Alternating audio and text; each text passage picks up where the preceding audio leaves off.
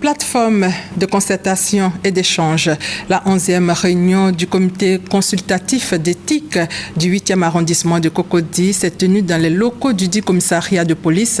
Les questions d'ordre sécuritaire et celles relatives à la vie de la communauté au centre des échanges qui se sont déroulés en présence du directeur général de la police nationale. Reportage Placide Yanoué et Sidonie Davila.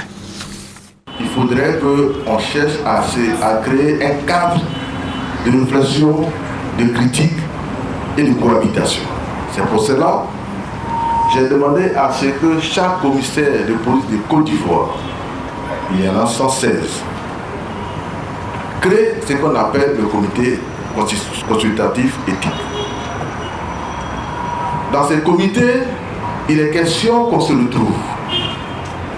Les pharmaciens, les conducteurs, les dames de ménage, des imams, des prêtres, des étudiants. Ainsi établis sur l'ensemble du territoire national, les comités consultatifs et d'éthique sont à pied d'œuvre dans plusieurs commissariats de police.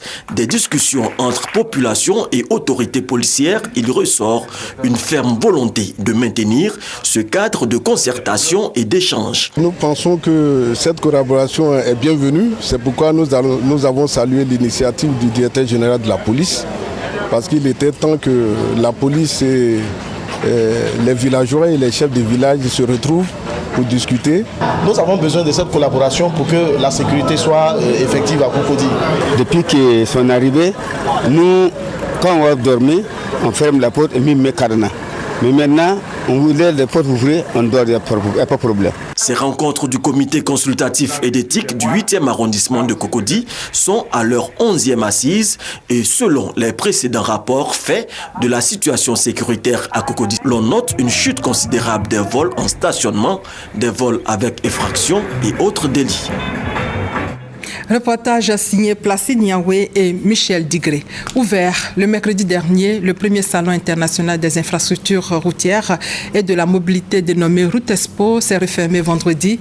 Durant 3 jours, professionnels et industriels du secteur du bâtiment et des travaux publics ont exposé et échangé sur l'état du réseau routier en Afrique et les perspectives quant à son développement. Mahamadou Traoré et Alvorassa.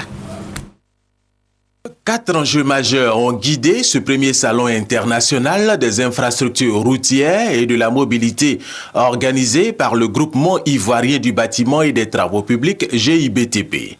Il s'agit de la recherche d'un capital humain suffisant et compétent pour les entreprises du secteur du bâtiment et des travaux publics, de découvrir les innovations en matière de construction des routes, de plancher sur les mécanismes de financement du secteur et enfin de réévaluer le cadre de collaboration qui lie l'État aux entreprises du secteur du bâtiment et des travaux publics. D'abord pour la partie formation professionnelle, les cadres de Côte d'Ivoire a déjà réfléchi à la mise à disposition à un système de formation, un mécanisme de formation du personnel compétent qui devrait nous être mis à disposition à très brève échéance.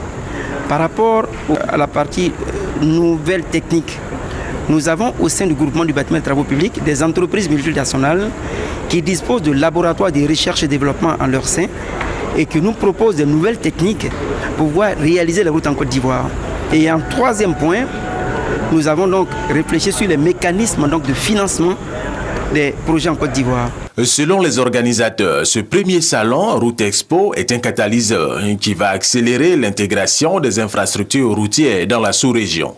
Fort de tous ces acquis, la Côte d'Ivoire peut désormais compter sur son secteur du bâtiment et des travaux publics pour relever le défi du développement du réseau routier. Durant ces 3 jours, Route Expo a accueilli plus de 1500 visiteurs.